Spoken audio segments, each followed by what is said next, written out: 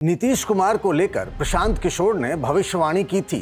कहा था कि उनकी 25 से ज्यादा सीटें आई तो वे राजनीति छोड़ देंगे। छोड़ने की बात रहने दीजिए, खबर तो ये है कि उन्होंने जेडीयू के 2 बड़े नेताओं को फोन किया जिन्हें नीतीश का लेफ्ट और राइट हैंड कहा जाता है। नीतीश कुमार को लेकर पीके का मन बदल तो नहीं रहा। नमस्कार, मैं हूं पंकज झा, ये है राजधानी। नए साल की नई खबर तो यही है, प्रशांत किशोर ने जेडीयू के 2 सीनियर नेताओं को फोन मिलाया। ये बात बहुत दिनों तक दबी रही, वो इसीलिए कि दोनों तरफ के लोग इसे राज ही रखना चाहते थे। वैसे एक बात यह भी है कि फोन करने और सुनने वाले कभी साथ में काम कर चुके हैं। भले अब दल अलग हो गए पर एक रिश्ता तो है ही। उसी रिश्ते की बदौलत पीके और जेडीयू नेताओं में बातचीत हुई, पर इसका मतलब ये कतई न समझा जाए कि जनसुराज और जेडीयू में कोई खिचड़ी पक रही है। हाँ, ये और बात है कि राजनीति में कभी किसी संभावना से इनकार नहीं किया जा सकता। पर सच तो ये है कि प्रशांत ने जीत की बधाई देने के लिए जेडीयू नेताओं को कॉल किया था। राजनीति का शिष्टाचार भी यही है। चुनावी नतीजों के बाद मोटे तौर पर प्रशांत को लेकर एक असमंजस की स्थिति रही, क्योंकि उन्होंने चुनाव के दौरान एक नहीं कई मन से ये बात कह दी थी कि अगर नीतीश 14 नवंबर के बाद सीएम बने या फिर उनकी पार्टी जेडीयू को 25 से ज्यादा सीटें आई तो वे राजनीति छोड़ देंगे। आप इस बात पे भी कायम है कि 14 नवंबर के बाद नीतीश कुमार मुख्यमंत्री नहीं रहेंगे? बिल्कुल कायम है। 14 नवंबर के बाद बिहार में नया मुख्यमंत्री बनेगा और नीतीश कुमार तो निश्चित तौर पर मुख्यमंत्री नहीं बनेंगे। और ये भी कि जेडीयू 25 से ज्यादा सीटें नहीं जीत जेडीयू पाए। को 25 से ज्यादा सीट नहीं आएगा। लेकिन जब जेडीयू 85 सीटें जीत गई, प्रशांत मीडिया के सामने आए, उनसे यही सवाल पूछा गया कि क्या वे राजनीति छोड़ेंगे, तो प्रशांत ने बात थोड़ी बदल दी। बोले, अगर नीतीश कुमार की सरकार ने ये वोट नहीं खरीदे हैं तो मैं राजनीति से संन्यास ले लूंगा। उनसे पलटकर पूछा गया कि जब आपने ये बयान दिया था तब ये शर्त क्यों नहीं बताई थी। प्रशांत बोले कि ना तो मैं किसी पद पर हूं कि इस्तीफा दूं और राजनीति तो छोड़ ही रखी है, क्योंकि हम यहाँ राजनीति नहीं करते, लोगों की बात करते हैं। इसके बाद प्रशांत किशोर कई दिनों तक पब्लिक में दिखे नहीं। खबरें आई कि उन्होंने प्रियंका गांधी से भी एक क्लोज डोर मीटिंग की, चूंकि बिहार चुनाव के नतीजे महागठबंधन के लिए खराब रहे। दिल्ली में हार की समीक्षा को लेकर कांग्रेस की एक बैठक हुई, जिसमें अधिकतर नेताओं ने हार का ठीकरा तेजस्वी और आरजेडी के सिर फोड़ा। साथ ही ये भी कहा कि यही सही समय है जब हमें आरजेडी से अलग अपने संगठन को मजबूत करना चाहिए और ज़रूरत पड़ने पर अकेले भी चल पड़ना चाहिए। प्रियंका से प्रशांत की मुलाकात के बाद इस चर्चा ने जोर पकड़ा कि बिहार में कांग्रेस और जनसुराज साथ आ सकते हैं। कुछ लोगों ने यह भी कहा कि इसका नेतृत्व प्रशांत किशोर को मिल सकता है। इसी दौरान यूपी में कांग्रेस पार्टी के धन्यवाद यात्रा शुरू करने का फैसला भी आया, तो कहा गया कि पीके की सलाह पर यह प्लान बना। प्रशांत कांग्रेस के लिए यूपी में काम भी कर चुके हैं, लेकिन इन प्लान और खबरों की छोड़िए, पीके और प्रियंका में से किसी ने इस मुलाकात को कंफर्म तक नहीं किया। मुलाकात की खबर आ रही है, ये कोई न्यूज़ है? वैसे प्रियंका गांधी और प्रशांत किशोर के अच्छे रिश्ते रहे हैं। इसी रिश्ते के दम पर एक समय प्रशांत के कांग्रेस पार्टी में जाने की बात भी कही गई थी, लेकिन प्रशांत जितनी ताकत कांग्रेस पार्टी में चाहते थे, कांग्रेस हाईकमान ने तो वो देने से मना कर दिया था। कहा गया कि राहुल गांधी ने प्रशांत से कहा था कि जितना पावर आप मांग रहे हैं उतना तो मेरे पास खुद नहीं। वो बात वहीं रह गई। प्रशांत की अपनी पार्टी है जिसमें वे भले किसी पद पर नहीं, लेकिन सब उन्हीं से है।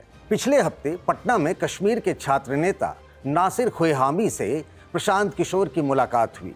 नासिर जम्मू और कश्मीर स्टूडेंट्स एसोसिएशन के नेशनल कन्वीनर हैं। वे चाहते थे कि प्रशांत कश्मीर के यूथ से मिले और वहां के लिए भी कुछ प्लान करें। पता चला है कि प्रशांत 2 से 5 फरवरी के बीच श्रीनगर में होंगे।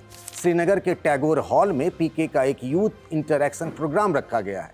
बांदीपोरा, बारामूला और दूसरे इलाकों के छात्र नेताओं से बातचीत की भी चर्चा है। प्रशांत किशोर भले चुनाव हार गए हों, पर उन्हें लगता है कि इससे उनके मुद्दे और सवाल खारिज नहीं हुए हैं। दूसरा, नतीजों के बाद से ही तेजस्वी यादव छुट्टी पर है, जिसे सत्ता पक्ष खूब मुद्दा बना रहा है। ऐसे में प्रशांत बिहार में विपक्ष का स्पेस अपने लिए बनता देख रहे हैं। पिछले दिनों उन्होंने बिहार के छात्र नेताओं और नौजवानों से एक बैठक भी की, जिसकी चर्चा मीडिया में न के बराबर रही, पर वहां से प्रशांत के आगे की प्लान की कुछ झलकियां मिलती हैं। प्रशांत किशोर का अब अगला टारगेट बिहार में इस साल के आखिर में होने वाला पंचायत चुनाव है। प्रशांत इसमें अपने अंडर ट्रेन किए हुए नौजवानों को जिताना चाहते हैं। इसी कड़ी में कहा जा रहा है कि वे मकर संक्रांति के बाद यानी 15 जनवरी से नवनिर्माण अभियान पर निकल सकते हैं। इसके रोड मैप और रूट मैप के लिए 8 जनवरी को प्रशांत एक मीटिंग करने वाले हैं। यात्रा नई है तो टीम भी नई होगी, शायद इसीलिए पुरानी टीम भंग कर दी गई है। पटना के शेखपुरा हाउस में जनसुराज के राष्ट्रीय कार्यकारी परिषद की बैठक हुई। वहीं बिहार के लिए सभी जिलों के ऑब्जर्वर तय किए गए, जिन्हें 10 जनवरी तक नई टीम बनाने के लिए रिपोर्ट तैयार करने को कहा गया। प्रशांत बिहार से बाहर भी अपने पैर पसार रहे हैं। दिल्ली में भी जनसुराज का संगठन बन रहा है। प्रशांत को लगता है कि आम आदमी पार्टी के कमजोर होने से यहाँ भी उनके चांस बन सकते हैं। प्रशांत के अप्रोच की खास बात एक दूसरी भी है। भले चुनावी नतीजा 0 रहा हो, लेकिन जिस तरह 3 बरस तक गांव-गांव जाकर लोगों के बीच अपनी बात रखी है, उन्होंने घर घर अपना नाम पहुंचाया है। जनसुराज की एक बैठक में उन्होंने बीएसपी संस्थापक कांशीराम का जिक्र किया। बोले, अब से पहले बहुजन समाज पार्टी ने ही इतने व्यवस्थित ढंग से खुद को स्थापित किया। बाकी की अधिकतर पार्टियां इनसे या उनसे अलग होकर वजूद में आई। पर यही सवाल है कि जिस तरह बीएसपी सत्ता तक पहुंची, प्रशांत उससे कुछ मिलता जुलता भी बिहार या उसके बाहर कहीं कर पाएंगे? बताइएगा कमेंट बॉक्स में। पटना से चलिए लखनऊ। हैप्पी न्यू ईयर पर सभी एक दूसरे को बधाई दे रहे हैं, लेकिन योगी आदित्यनाथ के घर पहुंचे कुछ आईएएस अफसरों का बुके बाहर ही रह गया। 1 जनवरी को मुख्यमंत्री ने 2 मीटिंग बुलाई थी।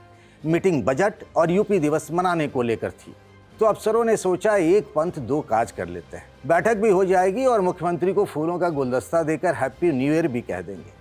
फोटो वगैरह तो हो ही जाती है, लेकिन सब कुछ हैप्पी नहीं रहा। कुछ अफसरों ने सीएम से अलग से मिलने का समय मांगा, पर मिला नहीं तो साथ लेकर आया गुलदस्ता बाहर ही रह गया। कहानी तब और ट्रैजिक हो गई जब ब्यूरोक्रेसी में ये चर्चा शुरू हो गई कि कौन कौन से अफसर सीएम से मिले बिना ही चले गए। राजधानी में आज इतना ही। इस वीडियो को बनाया हमारे साथी शुभम ने। बाकी खबरों के लिए बने रहिए द लल्लन टॉप पर। मौसम ठंडा हो सकता है, मगर मस्ती ठंडी नहीं होनी चाहिए।